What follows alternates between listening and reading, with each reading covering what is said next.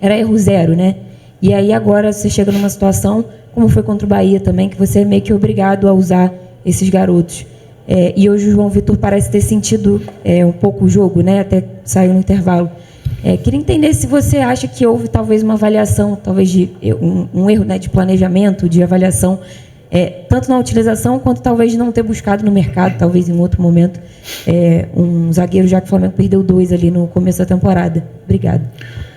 Bom, primeiro que dei os minutos quando eu pude dar os minutos. Nós viemos jogando a nossa vida, praticamente meu posto de trabalho, todos os jogos aqui, lutando pela liderança desde a primeira rodada do Brasileiro, e não tem tempo para revezar, não tem tempo para dar minutos. Então eu consegui dar minutos para os meninos um pouco mais na Copa, com o Botafogo da Paraíba, depois quando o Atlético Mineiro até também alguns jogaram, no caso do Matheus Gonçalves, que estava aqui.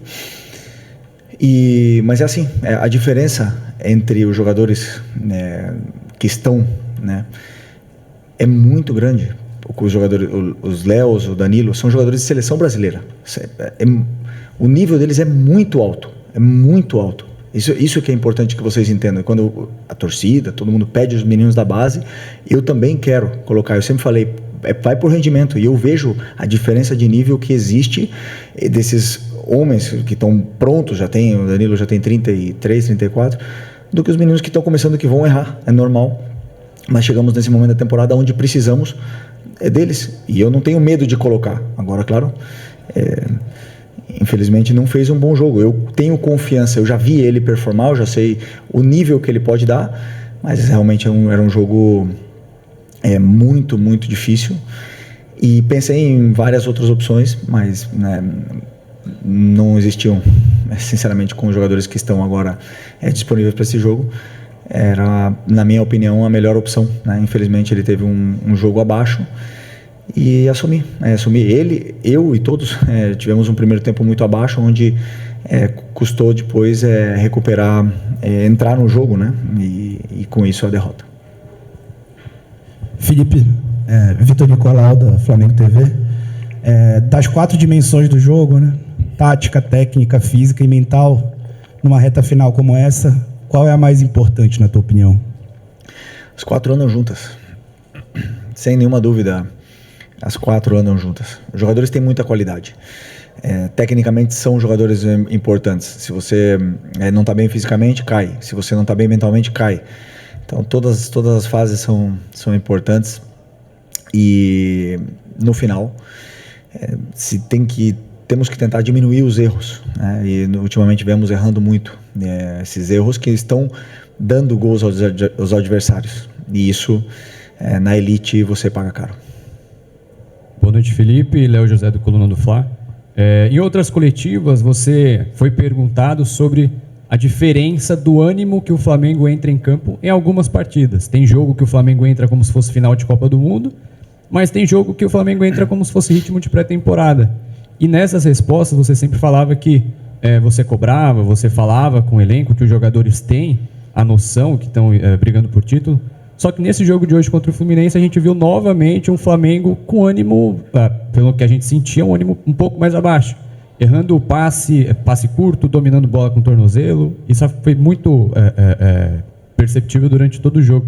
Por que isso ainda persiste no Flamengo numa reta final de temporada, faltando 5 jogos para o Brasileirão?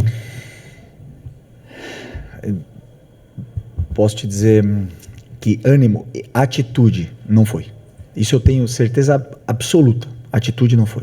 Meus jogadores estavam correndo, estavam fazendo, executando tudo o que eu pedia na fase defensiva, estavam correndo, voltando para marcar. Existem várias situações onde concedemos contra-ataque, voltam os 10 atrás da linha da bola, os 10 numa força absurda, os jogadores querem.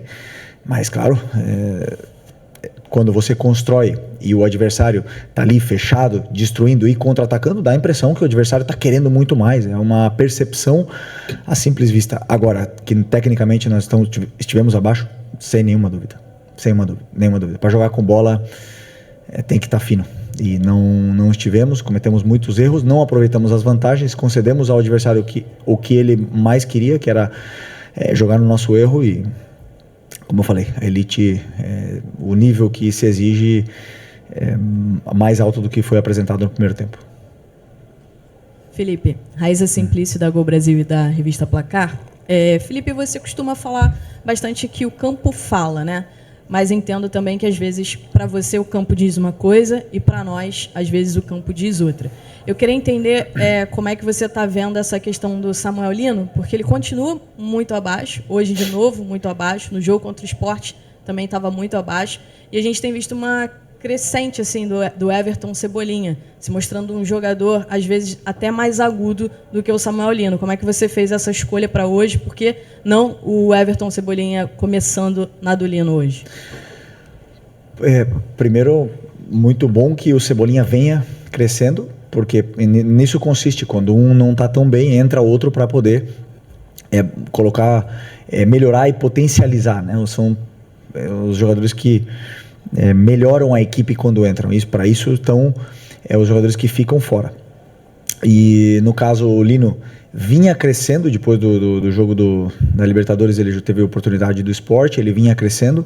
É um jogador que temos todos muita confiança nele, vemos no dia a dia o quanto ele se esforça, e realmente fez um jogo abaixo contra o Sport, como toda a equipe, né? Então estava na minha cabeça, sim, a dúvida entre os dois, mas sabendo de que o Cebolinha vem crescendo e que vai potencializar a equipe na hora que entrar, e assim foi. Entrou bem, melhorou a equipe, e para isso estão os que estão fora para poder ajudar. Felipe, boa noite. Gabriel Orfão, canal Paparazzo Rubro Negro e revista Placar. Felipe, fugindo um pouco do jogo, eu quero te perguntar sobre o Pedro.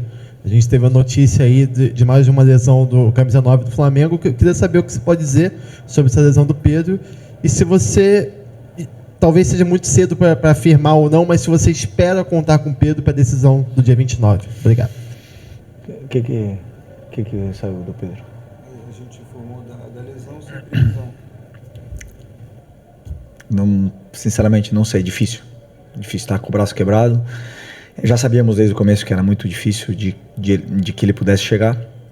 Mas até que não chegue na véspera e o Pedro não esteja no campo, eu sempre vou acreditar que os jogadores podem chegar para o jogo mais importante do ano.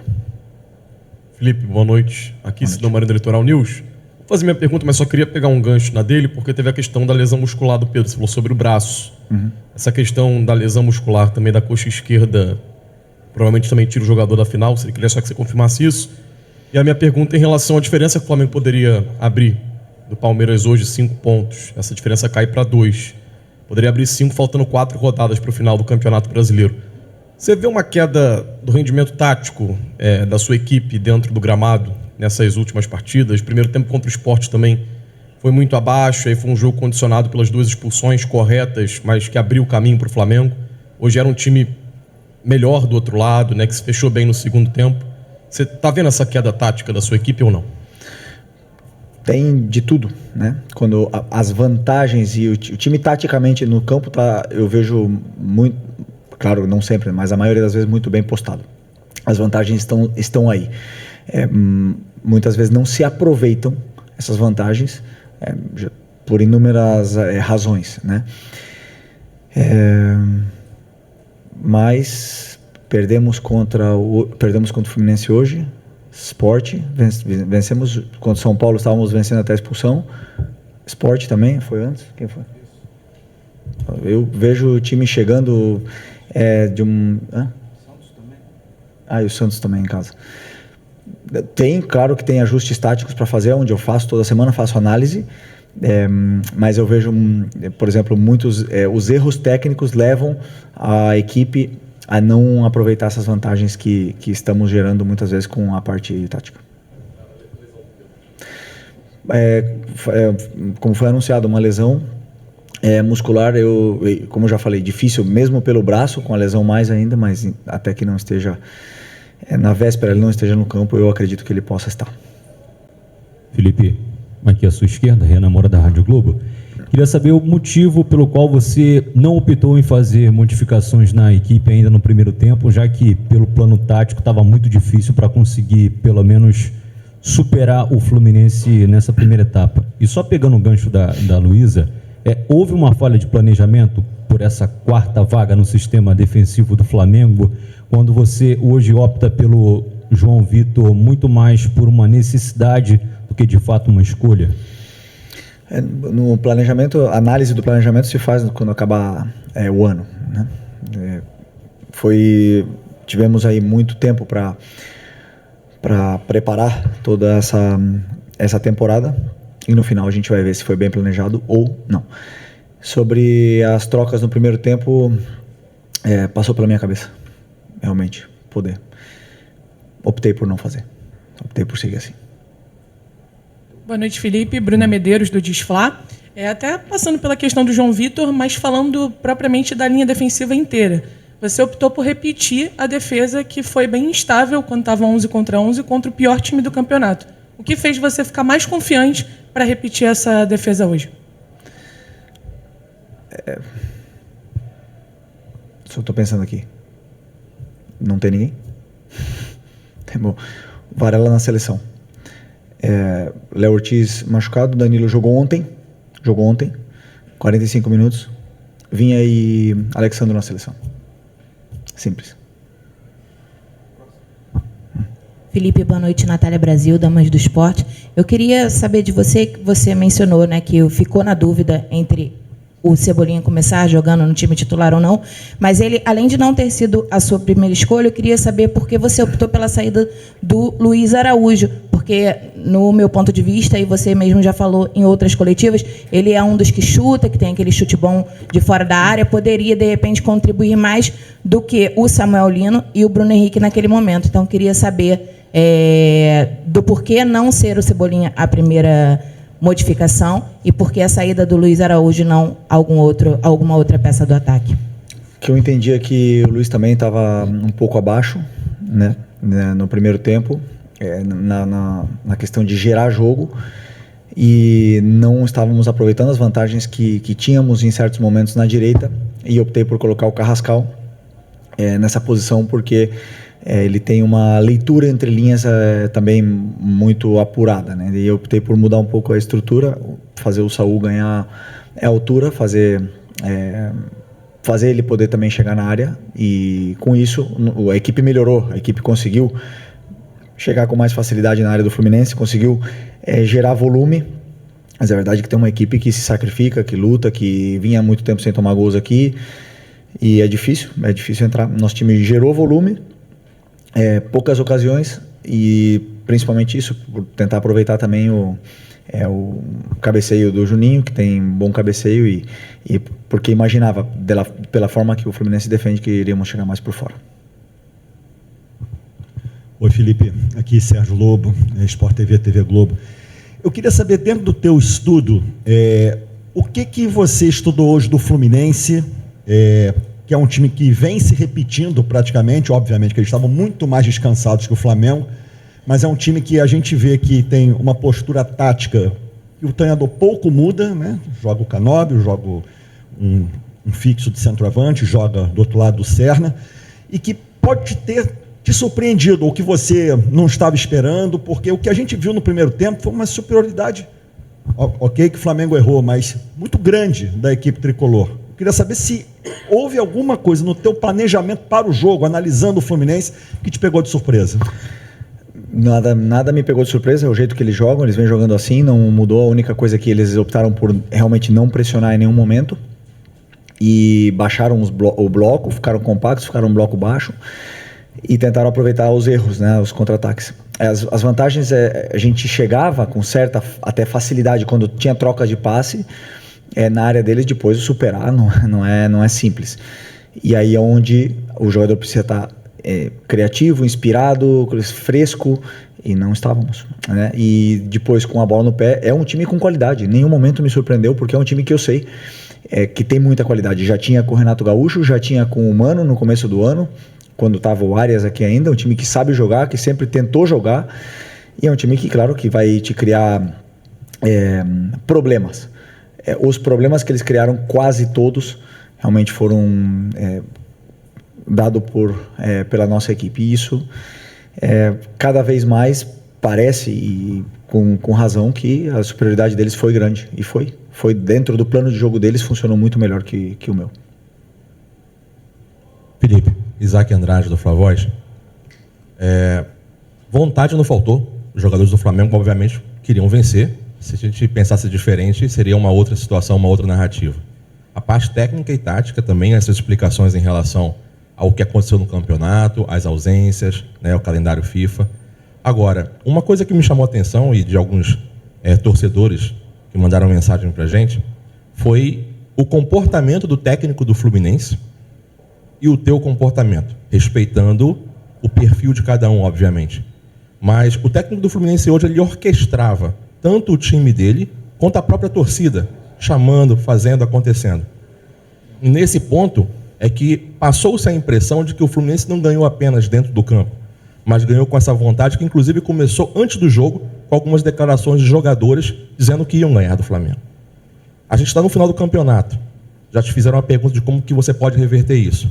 E agora eu vou te colocar sempre a tua responsabilidade. Você fala que a responsabilidade é do técnico. Como é que você vê essa diferença tua de postura, tua com o do técnico, numa reta final onde o Flamengo poderia praticamente hoje, dependendo do resultado, ganhar o campeonato? Se gritar fora do campo ganhasse jogo, o Ancelotti não seria o treinador mais vitorioso da história da Champions League. Cada um tem uma forma de ser, eu tenho a minha. O dia que acharem que eu devo fazer um show para a torcida, não sou a pessoa indicada. Eu procuro estar sempre sereno e focado naquilo que eu posso intervir, que é melhorar, orquestrar minha equipe da forma que eu sei fazer. Se isso incomoda os torcedores, tem que trazer outro. Simples. Felipe, boa noite. Pedro Ramos da Sintonia Esportiva. Com o João Vitor participando mais das partidas, a torcida tem um questionamento sobre a escolha do jogador da base vindo para o profissional. Quem fazia a dupla de zaga com ele na base, você sabe melhor que a gente, era o Iago, capitão, foi destaque contra o Barcelona também. Eu queria saber o que te motivou a escolher para subir para o profissional, pelo menos para ser usado com mais frequência agora, o João Vitor e não o Iago, que era, como eu disse, um destaque capitão da base. Obrigado. Os dois jogaram juntos, o João vem treinando comigo desde o começo do ano. Os dois foram para o Mundial Sub-20 juntos, são jogadores de seleção brasileira. E o Iago ainda não jogou no profissional. E o João já tem uma certa rodagem, já tem alguns jogos. Foi o João, hoje, que fez um jogo ruim. Poderia ter sido o Iago, poderia ter sido outro. E sempre pós-jogo, você analisa e você fala, por que você colocou esse? Mas antes do jogo, o treinador tem que escolher em base do que acredita que vai acontecer. Eu não sei o que vai acontecer no campo. Eu não sei se o jogador vai jogar bem ou vai jogar mal. Eu espero que ele apresente a melhor versão. Depois do jogo fica tudo mais simples, né? Por que eu não fiz isso? Eu não sou assim. Eu tomo as decisões, sou convicto nelas e depois deu errado, eu assumo a minha responsabilidade. Vemos você daqui a 2 dias, então. Obrigado. Tchau.